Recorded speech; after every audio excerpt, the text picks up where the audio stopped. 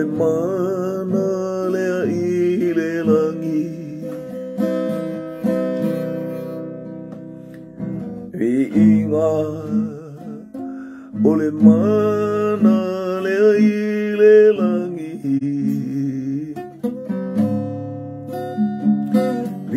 Inga ole mana e tatala fai totoa i le tupu.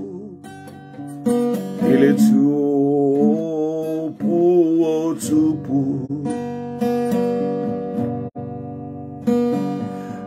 Inga e ole mana lea i le langi.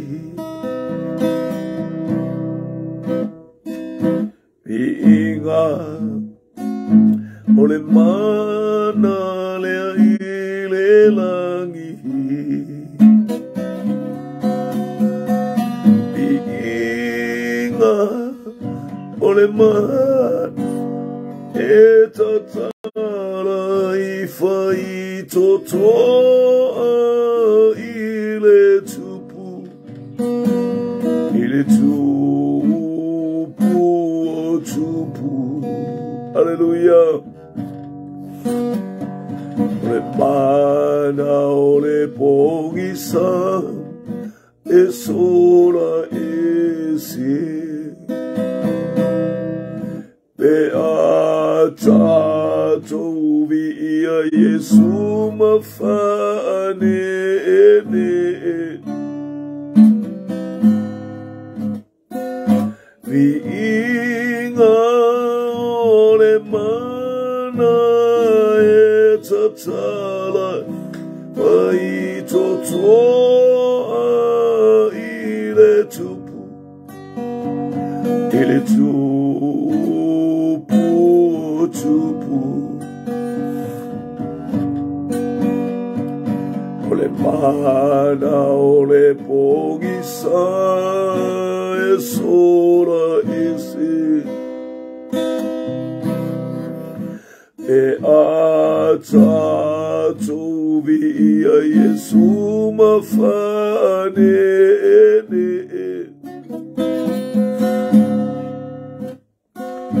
Viinga ole mana e tatala fai totoa i le tupu. I le tupu o tupu. Praising is the power of heaven.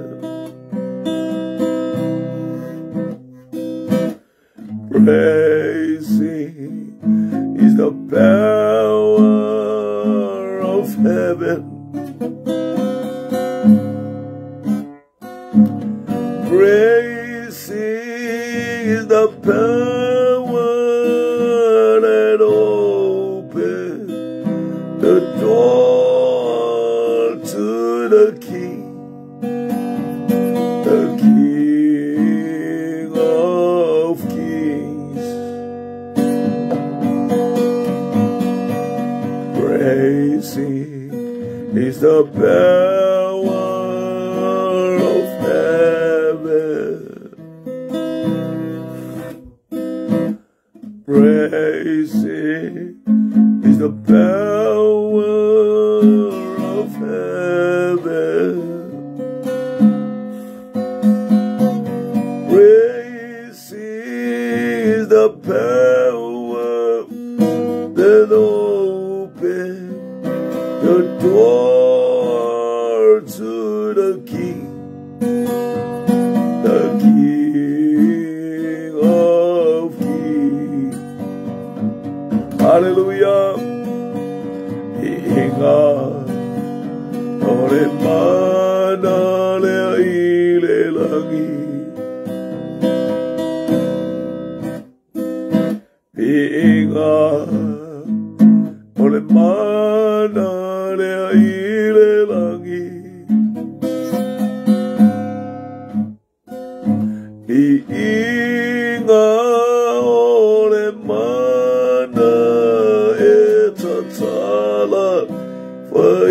TUUTUU ile tupu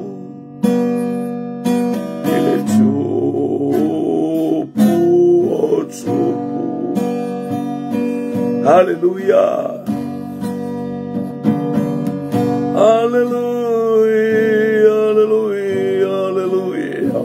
Hallelujah.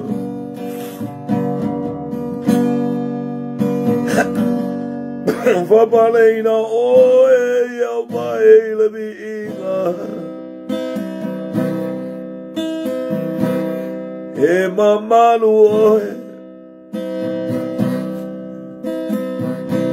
Jehovah Irae we au maile nei tai au fou. Ole aso fou, ole malo si fou. O lau fa malo lo nga fa fouina.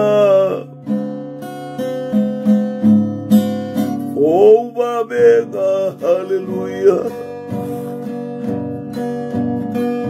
Fasanga e o matai maunga e o mai lo fesoa soani. O lo fesoa soani mai ai e oma. O le na fai ale langi ma le lalo langi.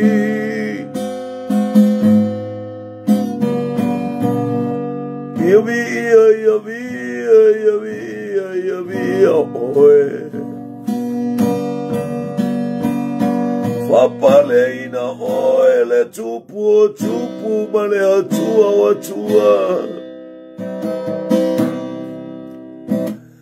Mai le atulu inga e pau mai le atulu inga. Me osoa e o le la malona ngoto ifo. Mai le atupulanga ma le atupulanga. Alanga ina i lo manu malo lo sili este. Lo wanganga e fa manuia Yehova. Lo wanganga e pese atu ya Yehova. Ile pese fou. Wailele Yehova e fa babaulo na alofa. Yesu geri sole ali male faola le anganga pa ia le soaswani. Hallelujah.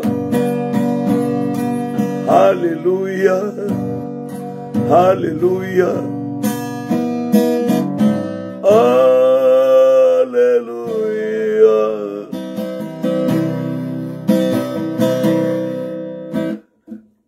Glory, hallelujah.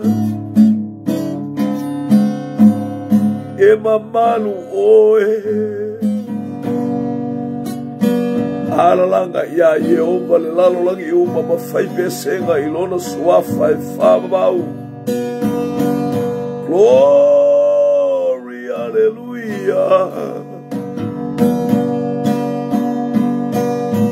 Hallelujah. O mea o maoi totonu ia te a o whamanui lona suafa pa ia.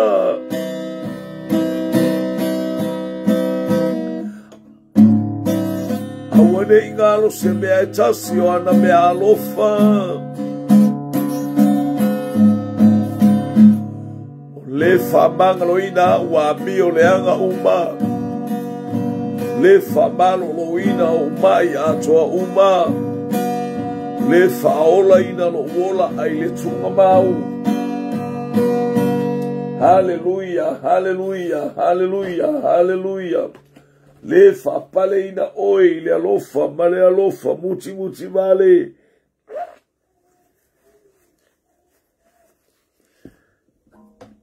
Le malia ilo mana oi mea lelei. Le fa fowina lo taulele ai peyo le aeto. Hallelujah.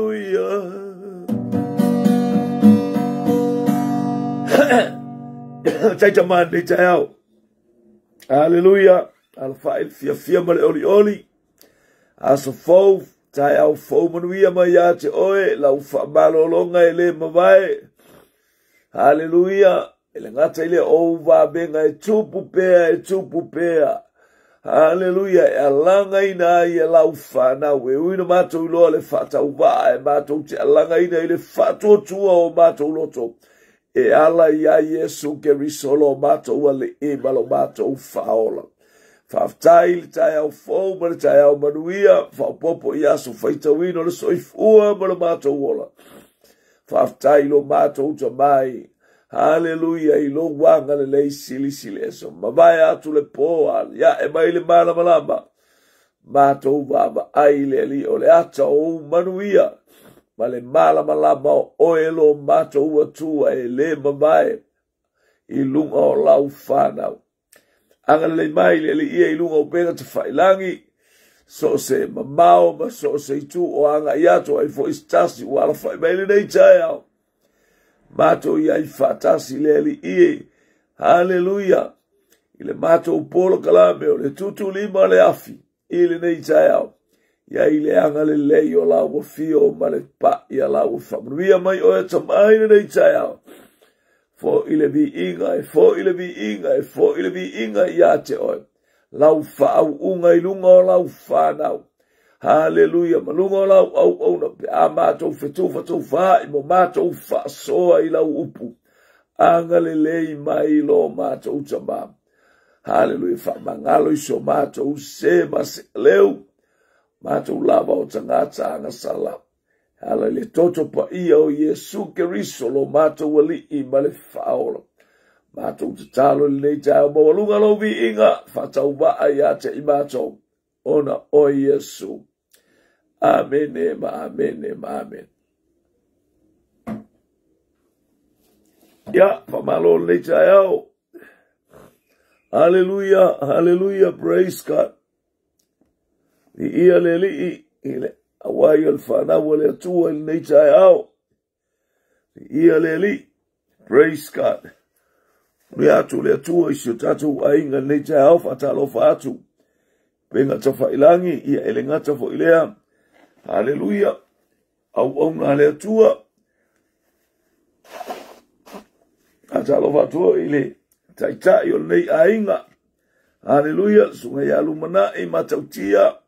Hallelujah. Manfrutu ya senati. Elengata fo ilea o le ainga mafuta i otahuhu. Sunga i fafia inga mo lato ufaletua le ainga lotu. Ia le li fatau patwa ila usunga fereti. Hallelujah. Ia malfaltua. Ia isa ia elengata fo ilea o lea baenga. Hallelujah. O le ainga mafuta o le whana o lea tua. Mawalunga se vi inga o lea tua. Mawalunga. Ele matala ina ile neita au manga ia kai au so. Oso maile la a. Vi ia le li. Ia lo ia ile manuia o lea tua fo itonu o. Hallelujah. Itonu o papakura nei. A wina atu wail tato po kalame fatalofa atu foi. Praise God. Fatalofa atu foi ile. Hallelujah. Ile ainga ole. Global Kingdom TV ile sunga ya preta. Ya malfalatua ya Sarah. No faalo vi ia leli faftai mo au omnanga. Ala ese e peo na faa. Na yo ye tato po kalame ile tayao male tayao ia malole so ifua malelangi matafi ia leli ile tayao ia fatalo fatu ia te oile. Hallelujah. Tanga talo titilo tu i oao ia te wanga ia tu tato po kalame talo fanasareta. Hallelujah. Ya utilo po ele maketi po e anga iatue.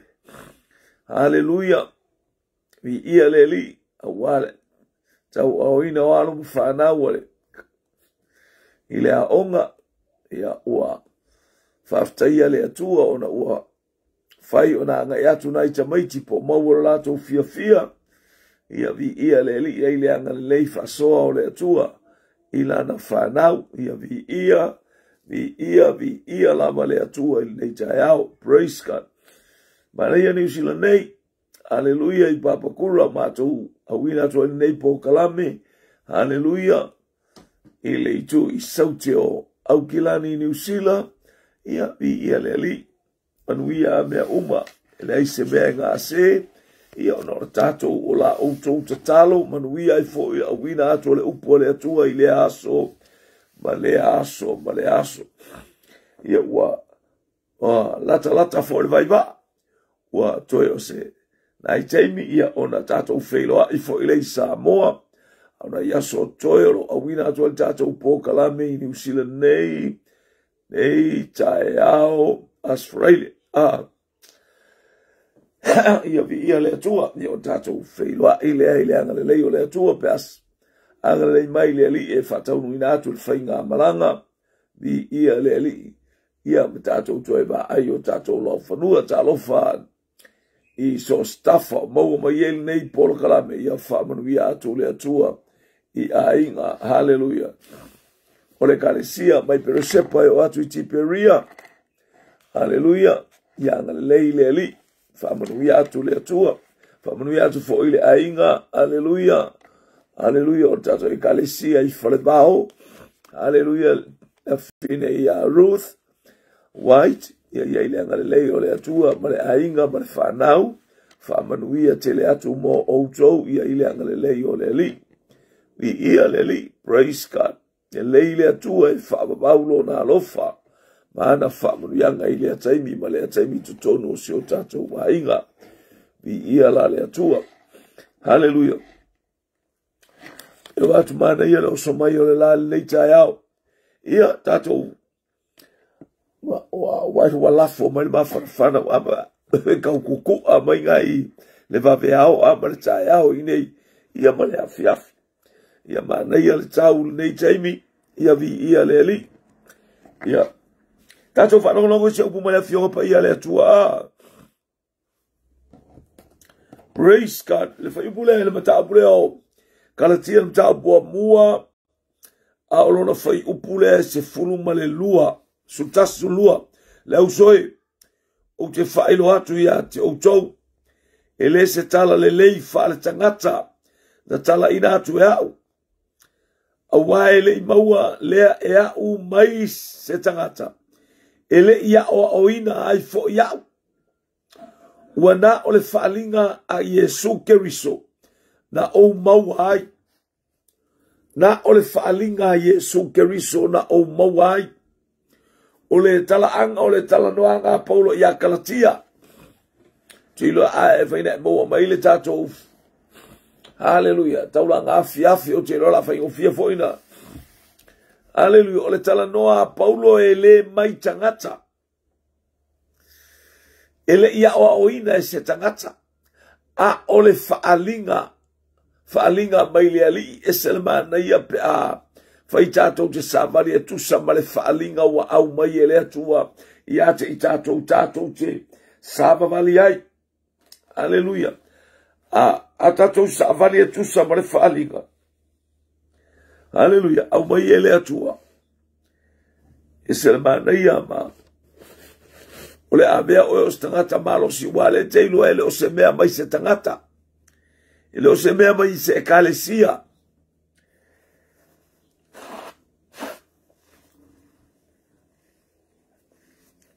O le whaalinga na e whauai le kalesia.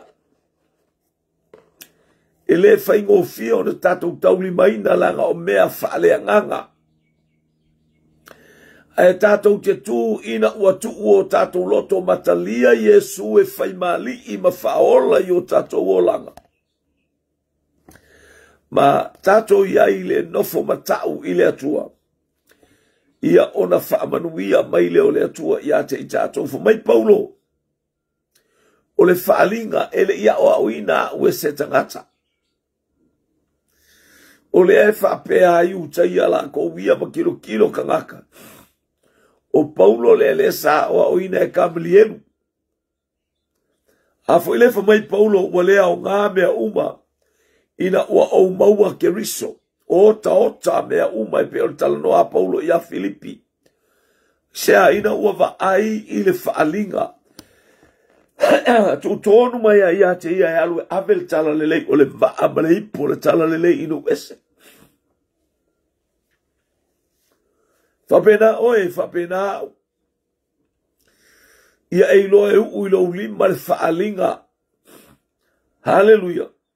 Na au mai ele atua o lo fasavali ai le lotu.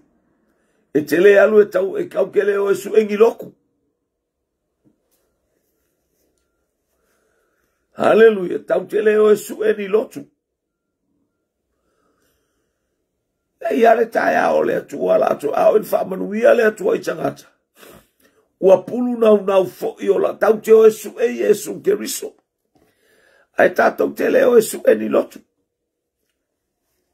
Ia le anganga sa ia te tātou whape o le loku lea, o le loku lea.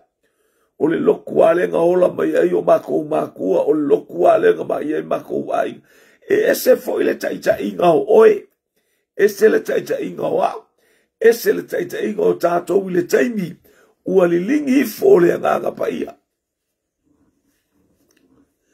E tofu ale apostolo ia ma le alala e aluai. Ai pe o le tuli a le tangata na tuu iai. Hallelujah. E Yesu ki o le malo le langi. O ai, o Peteru. Ma le whaonga ina o Peteru. Ia tatou wa aila o le talaanga ia Peteru. O ia ki ia le malo le langi. O le talana Yesu, ma le upo Yesu. O ia o le papa. O le winga le Peteru o le papa, the rock.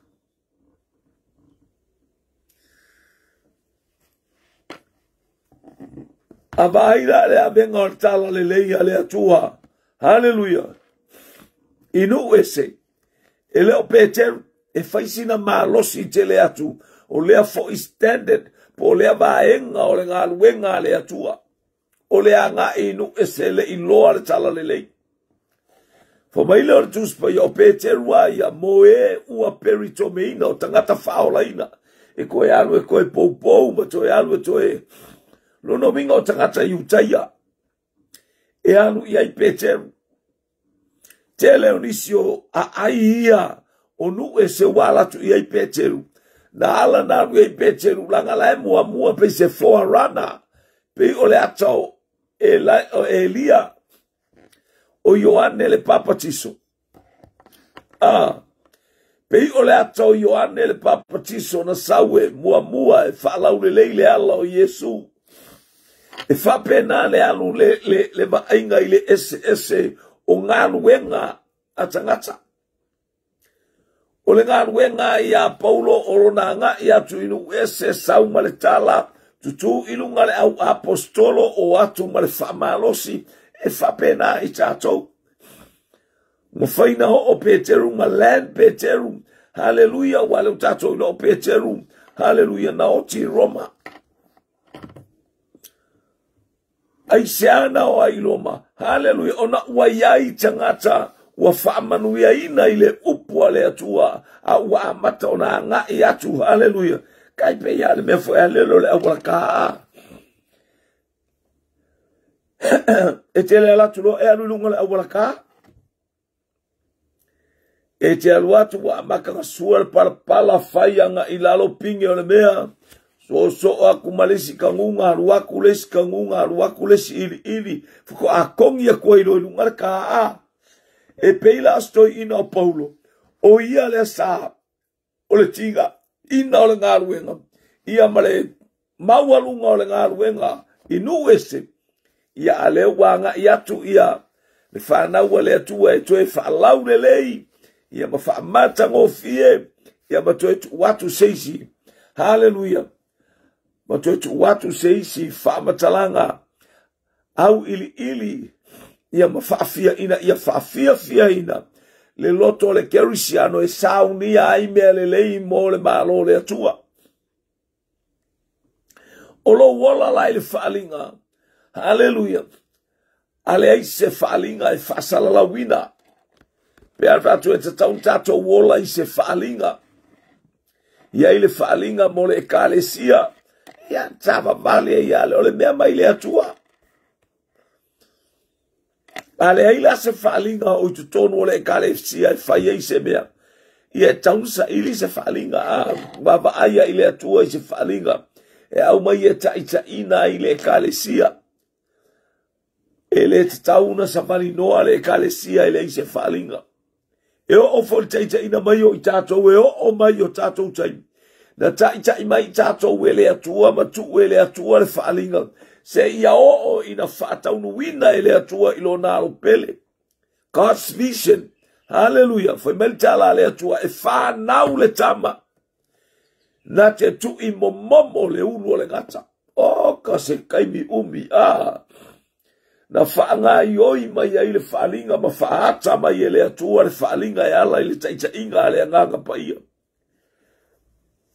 Au mai le taimi o le tula fono. Au mai le taimi o hallelujah o apero amo.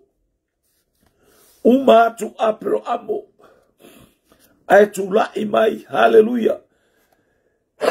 Ai tu lai mai ia le tula fono a. Matau ni an whaali mai ia le ata ia apero amo e ala in whainga taulanga ia Isako. Na whaali mai ia apero amo le ata o le peritomenga. Hallelujah.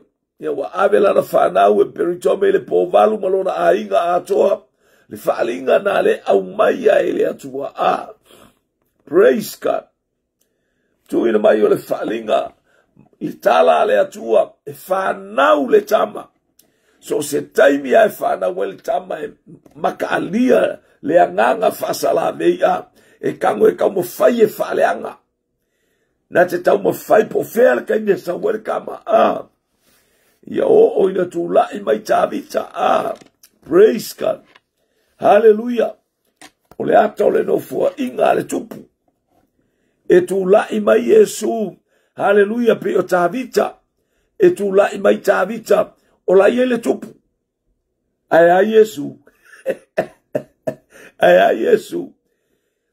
O le ata le o tāwita. E tu lai mai tāwita o se ma ainga ese lea. Fai mai lea tua whaau. Alu Samuelu whaau o tāwita. A ola i Saulo. Tuli solo e Saulo tāwita. Ai a Yesu. A mata mai ailo na tama mea. Hallelujah. Whaalinga ali. Ilana whanau, praise God. Mo oe mo au. Ue vai le whaalinga ele whaingofi. Ai a whai e mai le atua. Tātou te manu anua mo tātou tinga haina. Au ila tātou au nanga e ala I polo kalame u whailoa mai e tamai a te tātou. E soifua mo tātou wolai. Mi ia le ali. Praise God. Sau le tala, le ua mai le au profeta, ia whai mai tāwita. Hallelujah. I le tusia salamo. Se ale mea ua whaanunu ainu ese. Lea au kako iai kaimia. Leo wa tato iai taimi o le whaalinga le atua. Mai tāwita le mta upuelua. O le tusia salamo. Le ale mea ua whaanunu ainu ese. Ma winga whaatasi ai tupu. La tau te atu I le atua ma le Mesia wa ia saunia. So e kua pele maulea. Ele lei whaitau atu. Aleluia. Tala salamo. Mai le ae wai mai ale tala le whaalinga. Se ale mea lua. Nua le salamo. Se ale mea wa whaanunu ainu ese. Ma mafau wainu ui mea e lea o ngā. Ua tutu mai tupu o le lalo langi. Ua pulenga whaatasi fo I ali. E te atu I le ali ma le na whaauina. Se I tātou mo tusi a ese ala ua no tanga. Ma lafua I ese ina ala ua maea ia te I tātou. Wai. Le ale me u fa nun wainu ese. Le angole la lolangi le tatou te iai. Ia le utana wa tutu fa tasi mai tupo le la lolangi te te. I le na fa wina i le atua. Ia le utana te va ai le anga i mai le malo le manu fe ai. Ai mana ia le o ina o ele o se mea sepo se mea pipelo. Tu la i mai le manu fe ai. Ioi. Praise God. Te te i le atua. Le atatou te va ai. Tu e pauale o le vaenga o le tupua fu ene puka anesa ele i ali mai. O tamatama i vai o le tupua e se furu. Le atatou te va ai fo ele mea na va ai i a tani elu. O nifo e se furu. Ia le fai mai tusi a whaalinga le wā. Whai loa mai. Hallelujah. Ia le ata o malo e se fulu. Tahau pues fulua mar sultolu o tusi a whaalinga. Na hewa ai. Hallelujah se fultolu. Ia ole na hewa ai na le manu fe ai mo na nifo e se fulu. Hallelujah. Praise God. Ia matuatu la o malo na. Ia le li o lo o hangai mai. O lea wa tatou tilo atu i ai. Hallelujah. La kou ke tutu mai e te i le atua e whaitaua i le atua. Ia o le taimi muli na. Hallelujah. Ai hawa o le tatou pera. Whaalinga. Fa mai Paulo. Ele ia o ina ue se tangata mana ia lo wa o mantus pa i o me wa e mawhaina maua. Whaina o iai lo malosi. Fa mai lo tus pa ia abu ia lea au na. E maua mai e lona matai o whaila na ngā luenga. La e te mata i le tus pa ia ina ia whaatonton folaua ilo wola ma o tato wola. O ia o le atua sili ese. Hallelujah. Wana au mai le whaalinga ila na whanau leo whatau nu. Tu i momo le ulu le ngata. Wa whaia ina satani. Ai ala na ola satani o oe. E ala nga ola o oe. O au. Hallelujah. A wai whalongo for tuspaia. Lua su lima tusia. Matai o fasu tasil FIU. Wa whapitoa ale mea wetu ia i satani. O fea. Hallelujah. O le pafi. O se oli ma le pafi. E ama ye tu wai ta ua. Aua tu wai oe tu wai ya tu wai sostangata. Le malama. Tangata fai upu fai taua.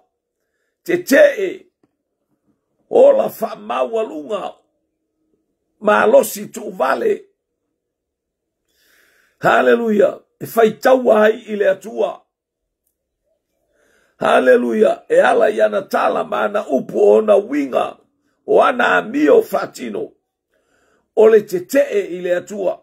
E te fo ile atua. Ie fa mawalunga. Ai fua ina le alofa tuno ie fa mawalalo. Atentala le ia Paulo ina ua. No watala noa Paulo. Hallelujah. Tangata le leilo na mafau.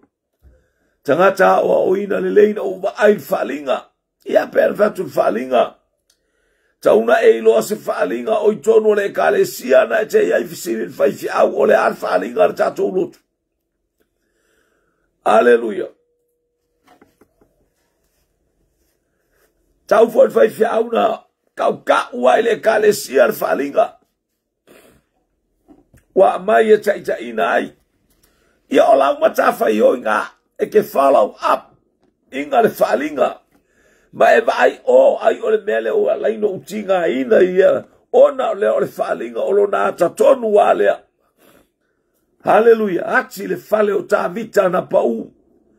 Falinga na mai ele atua i tonu al nei e kalesia. Ati le fale o ta vita na pau. Wa uma na faatu e tabi e Yesu fale. Wa uma na ati uma ele ali. Aya. Ala ko ulua le olanga o tangata i. Aise. Fale. Pahenga la na eto ulu. Hallelujah. Na e pa ui au tawhatafatanga o la e whaisau whainga. Whaisau ngā ioinga iai. E tu samarevisen ali o la fau. Praise God. E ati whapewhia, ati le upua le atua. E ke lea kia ingi maa pe ke koikoia ingi piliki pe koikoia ingi lau papa. Pe awa e suoi whai ingi palu. Ia o ata umanao mea tātou te whai. A whai e whai le palu o le palu wha le nganga e koe pōpō ai. Ia puluki ai. Pe o na puluti ina o le ato kome sa iai ia mose. Whapena o tātou tā ngofi e toi puluti. Hallelujah, ina ia saunga le mufa pena le o langa o le istangata la iau taftafa. Ori angelu le langi. Ona o le anganga e tasi e salamo ma fo i le atua. Vai e kasi a le anganga la e mga omai. La e, a maua mai e oi. Oli le langi. Ya, pi ia le atua. A e maua foi. Aue te whapeane o au. O au. O au. O au. Ah. Tātou te whapena. Tātou te wawai te wamai o oe le ai. O le ngā ruenga le atuana e taita ia mai tangata. O le ngā ruenga le anganga pa ia na fisosoan ia te oe. A e sauru e whape o la uanganga lea. O a uanganga ia. A sele. A whera la ia i lea tua. O inga kai mai e lea tua. Oi o a unga amai e runga le inga. O a unga amai e iai. O a unga a. O a unga a. No! Na e iloa lea. Wa e au mai e tangata. A e lo le leina piel to oi. E lo le leina hati oi. Taimeo le apostolo o le whaalinga na ia iloa. Le ua savali ai. Oka ni tinga, oka ni whaingata. E o oila na alu i Jerusalema. Pauleo si mea esele oa. Ona ieile mea ua tupu i tangata. E uina fefe ma maalili. Leanga o tangata na lato iloa. Hallelujah, ole tangata leanga ila lato tau. Hallelujah, e ofo ya tato o tato faitau tata ua paulo alfasi o tangata.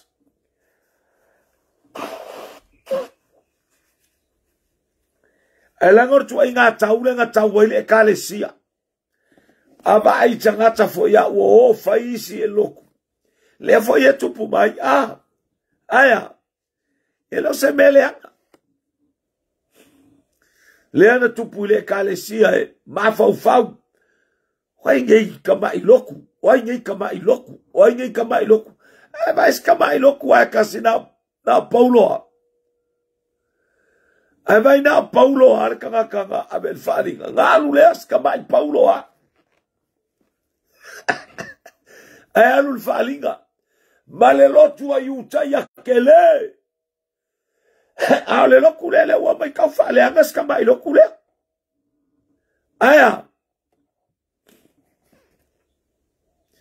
Ia wha alongo le mea na tupu mar ka mai loku. E wha pena atala i mesa tato iai.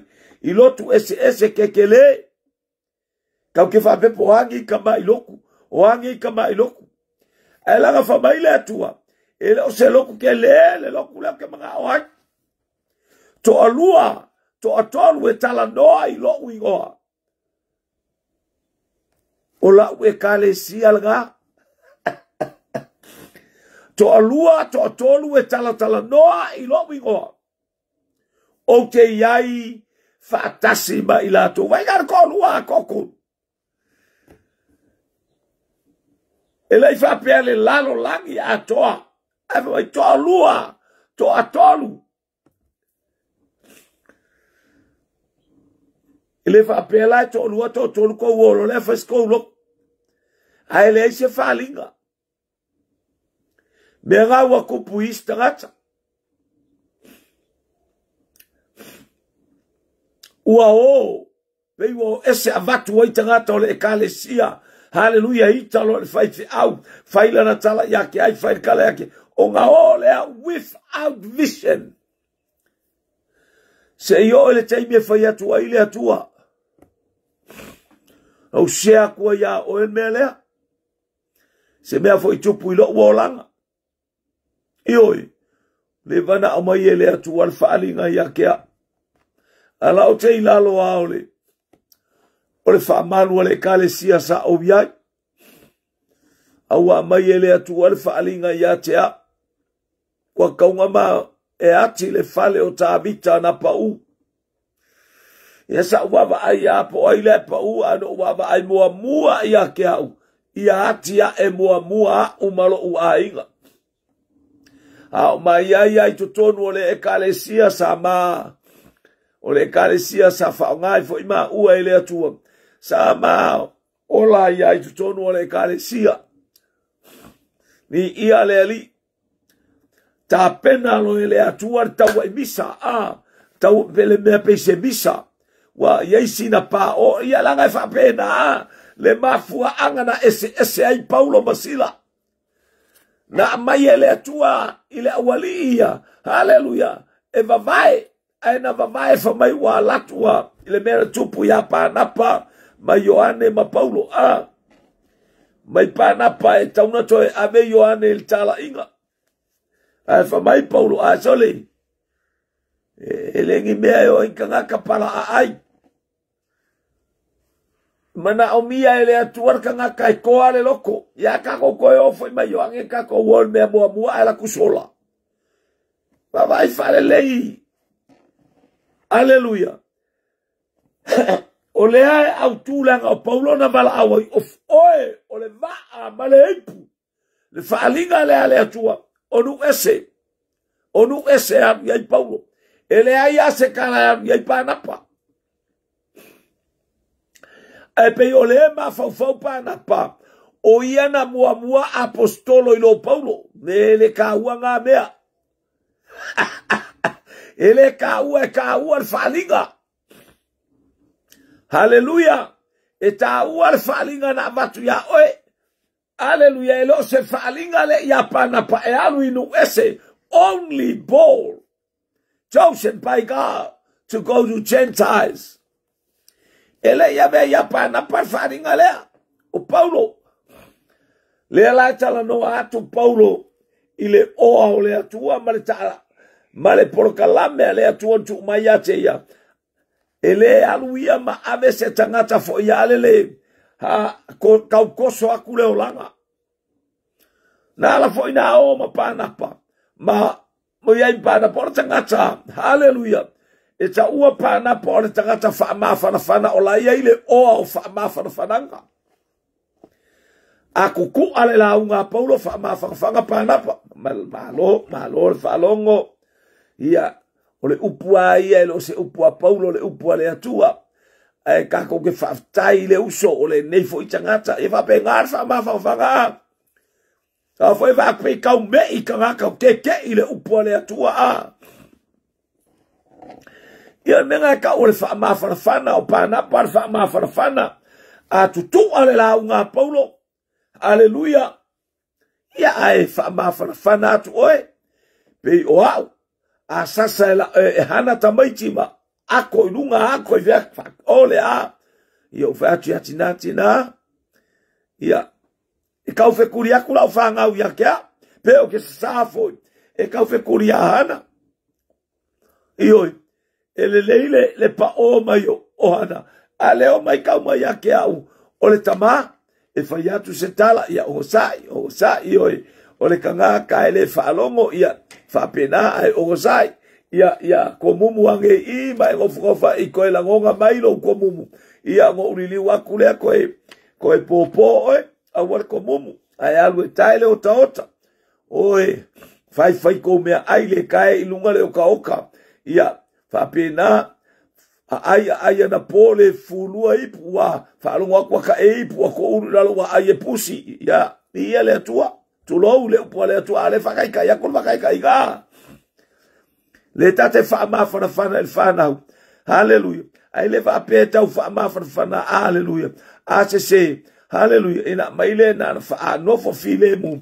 Ai Sasa mai el tina pe sasa to taita. Tu mai lesi. Ai awar kau fai sasa olua. Ia wai leilo ai lo e kamiki po ia kau fe kuri ai. A sasa tina tau fe tuli tama. A sasa tama tau fe tuli tina. Ai lese me kuare sasa. Fatonu. Leanga o tātou ia i tono ni sila ma Australia e ola tu la fono le was solo aku i Samoa. O le mea leanga. Hallelujah. Leanga o fete na i male upua le atua.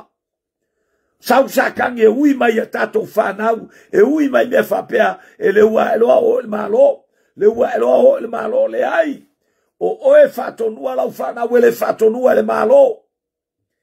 Ele fatonua mai ni pule anga le manu fe ai wa pule anga ia le manu fe ai le ua koso aku le fo ua kaumu aku i Samoa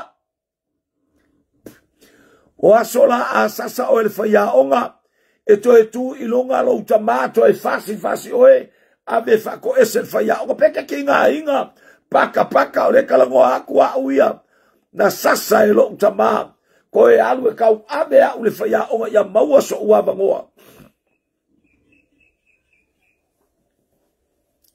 ai ane yaso. Nganga pa oma ya e vai singa kamai. Se mea ua saula utama. Polea se mea taen faya onga leka ia poko. E ese ale tuitinga o whanga ua lalolangi. Ese tuitinga o whanga ua Samoa. Samoa na ola mai Samoa e mata tau i le atua. Whaalongo i le upua le atua. Lea oa i tamaiti a oa o le tama e tusa maona ala. A esa sai se la au, e ngau le la au, a e whaolaina. Hallelujah, a tu lau sasa i lau tama, ua e ingo i lo wakari inga e whanga ua i lo mangawa. O le whaalinga le mea, amene, a leo wa tau mawhai mai le maa losi, anga lea o le manu fe ai leo wa kafe mai, maa lo au whaatasi.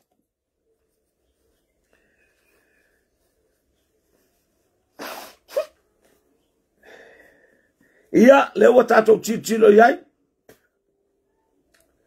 Ia, o sa ima ia wha marurua tu foi.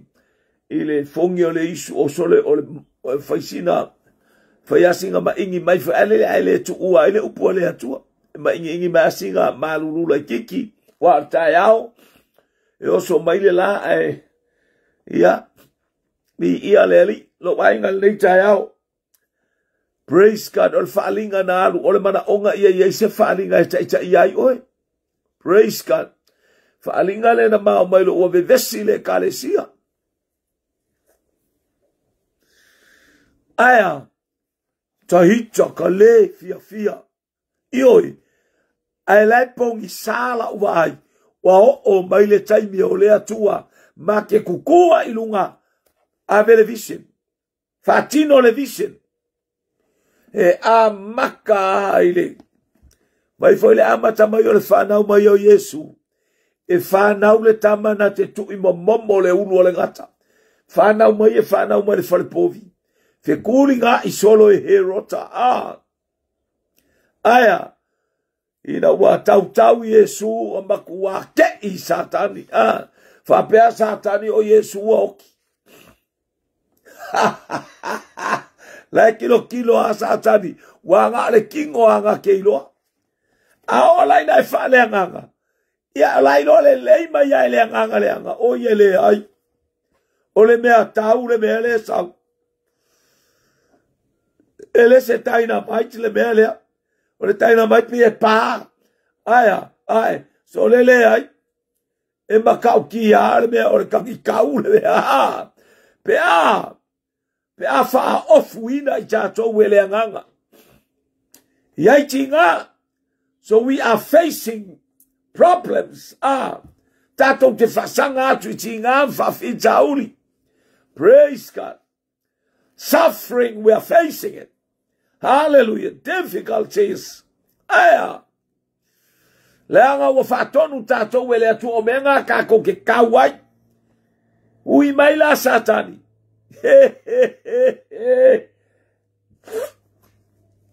Ai matautia le whaonga ina o I tātou e le atua. e maofa ia vi ia le ali il nei taiao. Hallelujah. Tua yo Peteru failo le falinga. Hallelujah. O le falinga ma ia Yesu Keriso. E vai la ia il FIU pule ae. Hallelujah. Falong mal FIU pule ae se fulma le falu. Na mavai tau sanga e tolu. Ona o walwa ele Yerusalema ina ia mafelo ai makefa. Hallelujah.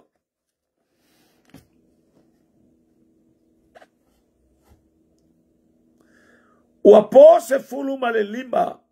O mano no foai. Ai mate le I felo ai ma se tasi o le au apostolo. Pe kau whaalongo mai. E ese a le in ora o mea le anganga paia. Ai ai le whaalinga. E te tua malo whautauta I luma o le ali. E rei songa oso le apostolo. Paua le anga a fia vai. Fia taltala noa ia Peteru o le taitailanga lai fefe ka ngaka ia Paulo. Tala noa ma Paulo ia kefa ina o feiloa I Yerusalema. Se folo lima po lua vai aso ma le aso. O tala noa. Hallelujah. O tala noa. Praise God. I ia le lilo ia tolua sa o ia. Kolua sa karkalangoa le awari ia. Ile le lei ma le sili ese. O lua sa tala noa ai le awari ia. La ia iloa ma ia mamutinoa e Peteru. Aka. Tautia le whaonga. Fato ai loa ai le iloa e seisio le au apostolo. E toi taliu ma ia Paulo. Hallelujah e saua nga I Antioka. Matama seko. Ele iloa ai au apostolo atoa. Hallelujah le winga. Falongo fon fai pule e lua suma lua ta boa mua. Sale iloa o umata I ekalesia Keriso Utaya. Wana ona lato falongo. O lena fasa wamo mua ya te ilato. O lo fola hatu. E ia ineyo na po le tala lelei. Le tala lelei o le fatu otua. Sana fatau nga ina mua. Pa wanen me le falongo e kanga kasole. Ko falongo le kako kama fal pui so. Ore. Kere kai kongur ka lasole. So le fai fe au. Ele se au kama lele. No fa nga atua fo ilunga penga ta fa ilangi. Alu le kengi ale manko map. Hallelujah. Awo te ilo fa longo mai mo sawo wa ai walotu. Wai wai ngo wa ai wa fai fe au. Io a fa longo la ia. Ai ba ia le fa longo le manko map foringa. Aya. A ole loto ku ai ia foringa le pa u le fa pe a sakangi. O la manko map no. Ele ba fa ia ese wa me wa kale kingo. Aya. A ole loto. Ua fofola ai le afionga le atua. Ke le manko map le va inga sole. Yo la ka mo fai mai fo ile anga le manko map ia fa le anga. Aya. Ese le matautia al fa nga ino siuso ele atua. Arwaku Samoa arwaku lola ku farsao ma ko o kaloka ori va ais. Hallelujah. Sa yai yo langa matanga. Sa yai yo langa leanga aya. O aina fa sauina. O aina fa ongaina. O aina fa tula ia. O aina vala awina. Falongo fo ilale upulea. Fo mai wala to falongo o lena fa taunga. Fataunga ina le tala le leia le atua ana mua ma ilato uma. Ia falongo lor fa iunga le ka upua bua o le kusilea Galatia. Ona latou vivia ilea tua ona oa. Vai wa failea uso maawala tate vivia ilea tua ma faaftai ale malo. Hallelujah silisili ese o le langi e faavavau. Ona u faamanuia ia ilea tua. Praise God. Ia leli. Tate whaalongo o lea tangata o ngā fasikangaka moe kokolo. Hallelujah. Ele ngata ilea o le whamalo si kenge aya. Ua tu lai mai o le atalii ma le afafine o le atua. Ua tu lai mai e whamawalalo masala mo iluma o le atua e ala ya Yesu Keriso. Wa fo I mai le wa ai le whaalinga ma ia whaiso na o ngā a ola. Ia le tua. Ale is whaalinga e whasalawina nu. Whamanu ia le tua ia te oil nei tai au. Whaalinga le tautau wai Keriso I lunga o le la au. A o le la au na, hallelujah. O le la au. O ia I le ola tanga o e whamai Yesu ai fia muli mai. A molo sa taulo. Elena ona faya Yesu. Aya. Fai fo ia Yesu e amolo na sataulu. Fa tau ia. Hallelujah. E pei ole polonga. Ina ia ola oe ola au. Mau ale ola e fa mau. O Yesu Keriso. Ole faalinga ale atua. Fa nau le tama. Na te tu I momo ina le ulu ole ngata. Makuale aisi avango satani. Ua e manu malo. Ua o manu malo. Ona ole manu malo Keriso le alo le atua. Whaftai nei tai au. Matou whalongo I le manu malo mai ate oi. Lea ua matou tutu ma manu malo ai. Ia fo ate oi le vi inga le whamanu ma le whaanetanga. E ala ia Yesu Keriso lo matou wali ma lo matou whaola. Whaftai tele tama. Whaftai tele tama. Ia vi ia lo suafa ona o Yesu. Amene, amene, ma amene. Praise God. Ia. Whamanu yatu le tua ia te oil nei taiao. Ia manu ia fuafuanga o le ne yaso. To God be the glory. Forever and ever. Amen, amen, amen. Praise God.